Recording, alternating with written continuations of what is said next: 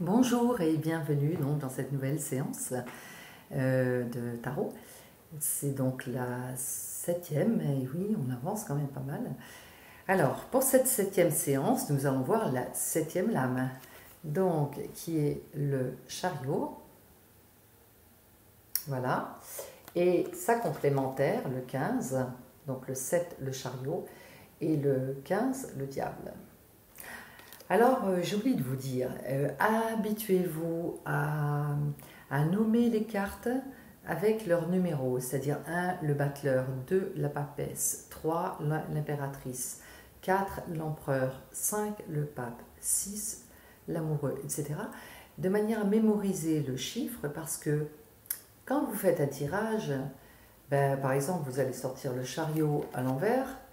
Le chariot, ça fait 7, 7 et 15, ça fait 22, 15, c'est le diable. Vous voyez? Si vous sortez le 9, par exemple, l'ermite, 9, l'ermite, 13, la complémentaire, 13, c'est l'arcane sans nom. Vous voyez, il faut que vous l'ayez en tête. Vous voyez, le 12, le pendu, l'arcane complémentaire, c'est le 10, c'est la roue de fortune. Parce que vous n'aurez pas forcément la carte complémentaire qui sera dans le tirage. Bon, après, si vous avez le tarot à proximité, vous pouvez choisir, aller chercher. Hein. Mais c'est juste pour, si ce n'est pas le cas, vous voyez, que vous ayez à chaque fois, vous habituez à 15 le diable, 7 le chariot, 10 la roue de fortune. Vous voyez, il faut que vous ayez, il faut, je ne sais pas s'il faut, c'est plus pratique si vous les avez en tête. Ok, donc, revenons à notre chariot. Alors, le chariot, je vous laisse le regarder quelques instants.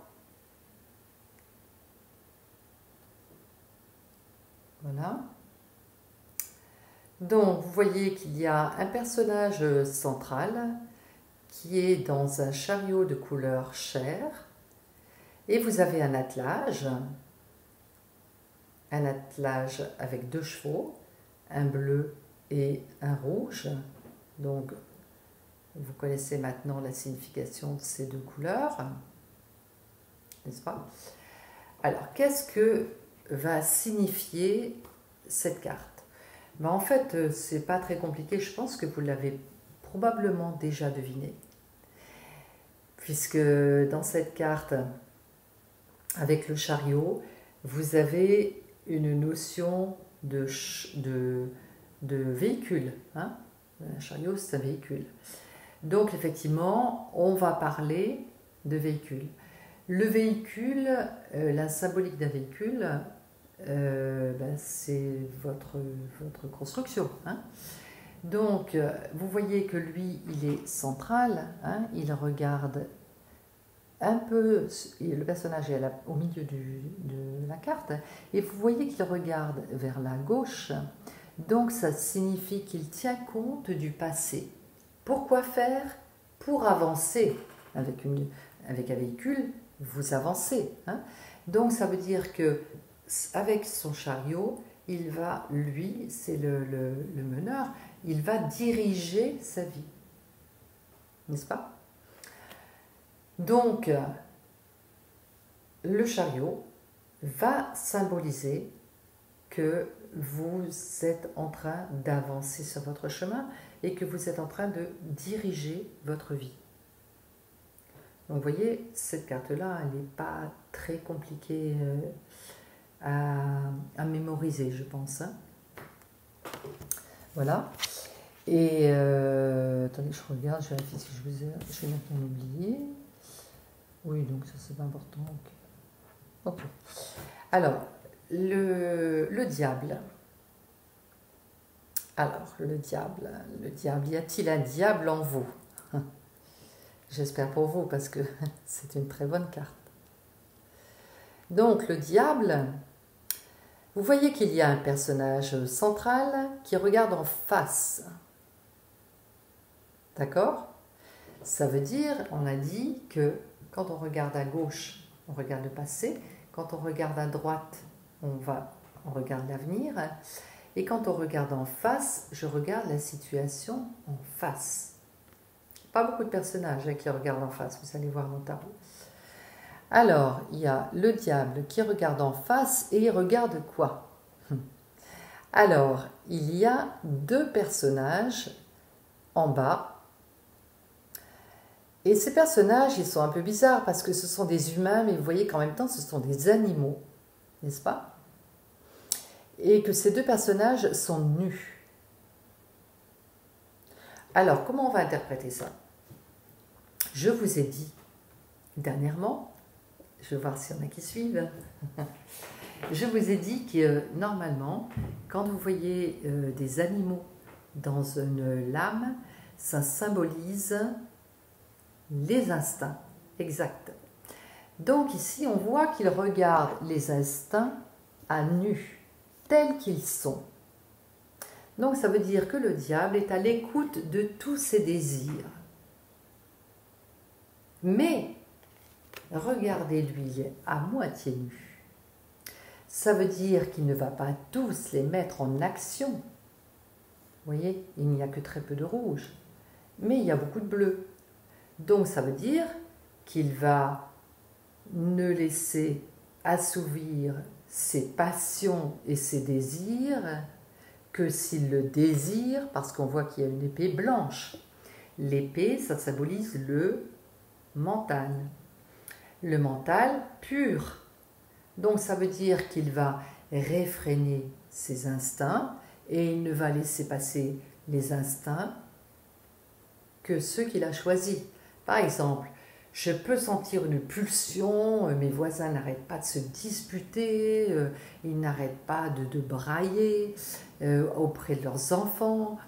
Oui, cette période de confinement, ça peut être le cas. Je prends cet exemple, ce n'est pas le cas du tout pour moi, mais ça peut être le cas pour certains d'entre vous. Et à la fin, ça devient juste insupportable. J'ai envie vraiment de les tuer. Je regarde avec le diable, je regarde mes instincts. J'ai envie de les tuer.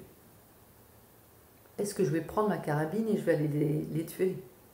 Eh bien, peut-être pas. Peut-être que je vais trancher pour une autre solution.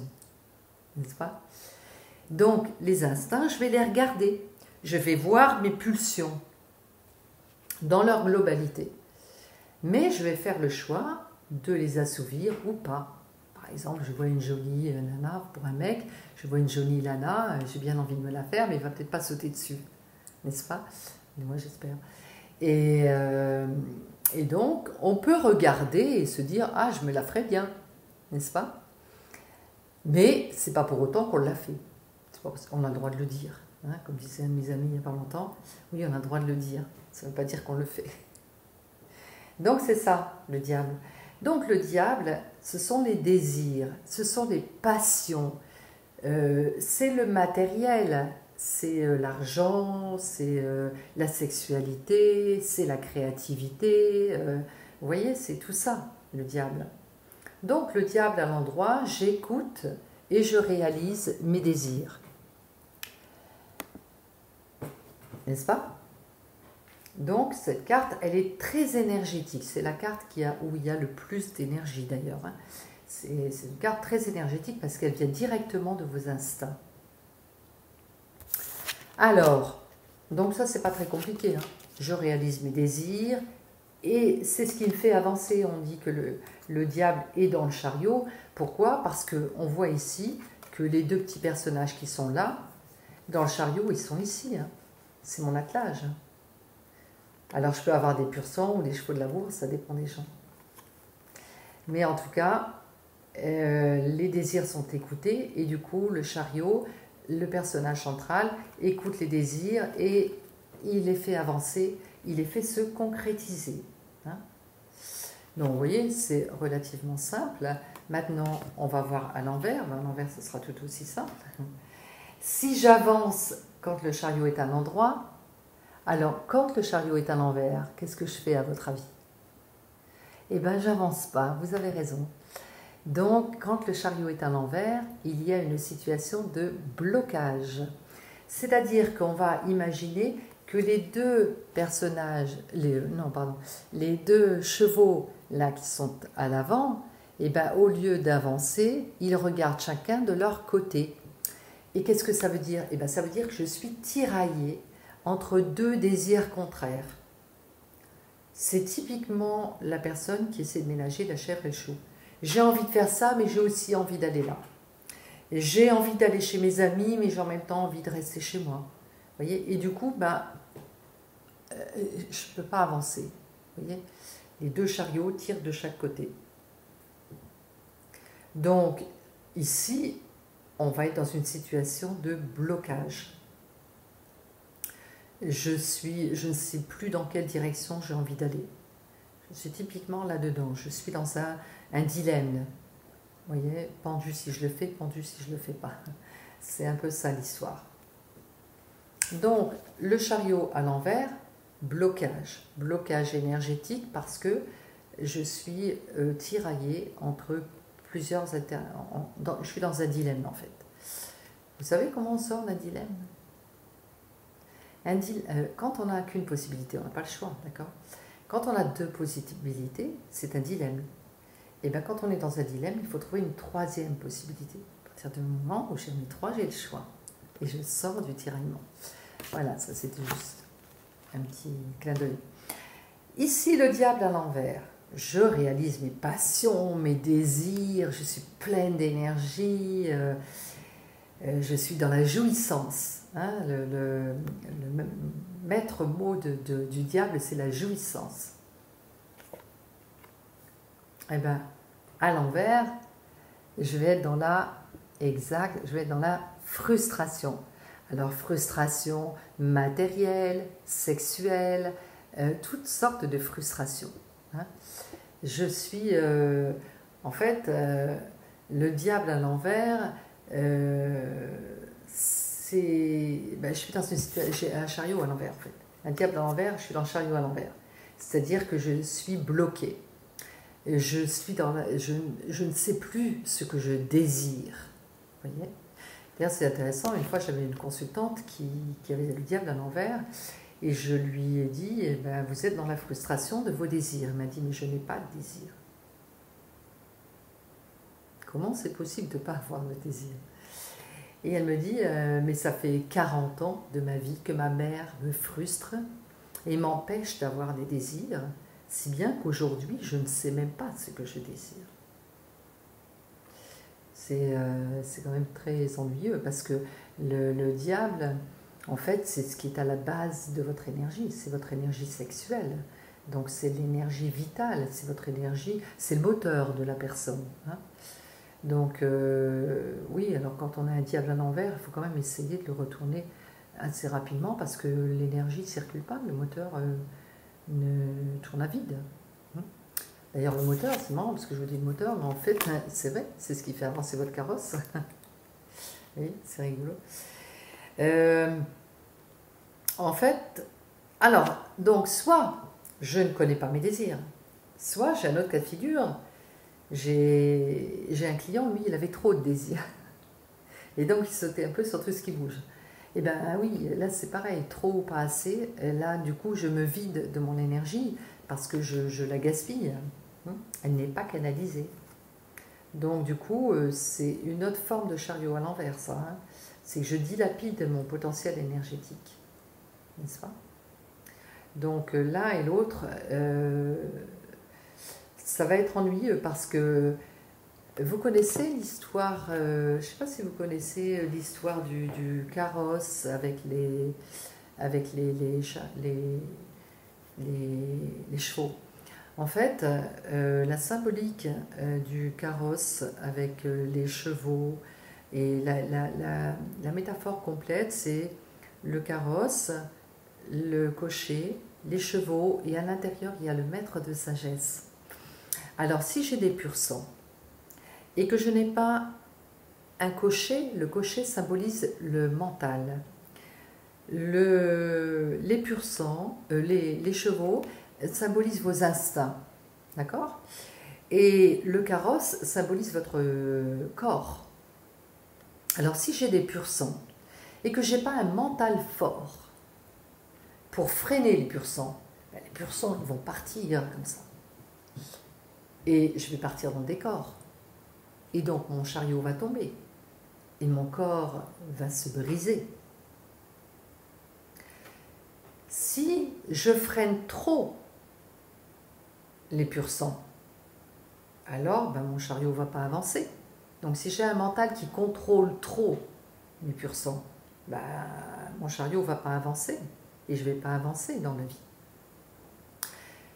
Donc le mental doit contrôler les passions et les désirs, mais pas trop les contrôler de manière à ce qu'ils puissent avancer. Mais qui est-ce qui guide le chemin, l'endroit où je dois aller? Qui donne les ordres? Eh bien, c'est le maître de sagesse à l'intérieur, qui lui dit où le chariot doit aller.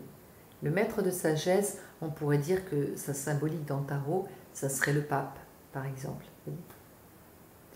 Donc voilà, c'est une petite métaphore. Bon, ben, j'espère que tout ça c'est clair pour vous. Donc le chariot, j'avance. Le diable, je réalise mes désirs. J'écoute mes désirs, je les réalise plutôt avec le chariot d'ailleurs.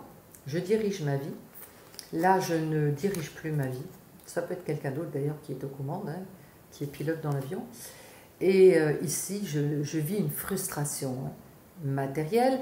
Par exemple, si vous sortez cette carte-là pour des raisons professionnelles, souvent, j'ai remarqué, ce sont des gens qui ont une frustration matérielle. Ils sont moins bien payés que ceux pourquoi ils devraient être payés. C'est-à-dire qu'ils ont la sensation d'être exploités, par exemple. Ils ont la sensation qu'on ne les rémunère pas ce qu'ils valent. Donc, ça peut être des frustrations matérielles. Hein. Ou alors, frustration de la créativité. J'ai une créativité que je ne mets pas, que je n'utilise pas. Et donc, je vais sortir un chariot à l'envers, un diable à l'envers. Par contre, si je suis dans une situation de blocage, par exemple, je voudrais quitter mon entreprise, mais en même temps, j'ai peur d'aller à l'extérieur, je suis dans une situation de blocage, c'est le chariot que je vais sortir. Bon, ben voilà, j'espère que tout ça c'est clair pour vous et on va pouvoir avancer pour la prochaine séance vers les lames suivantes. Bien écoutez, je vous dis tout de suite à bientôt et bonne séance, amusez-vous bien et à la semaine prochaine ou à la prochaine fois. Au revoir.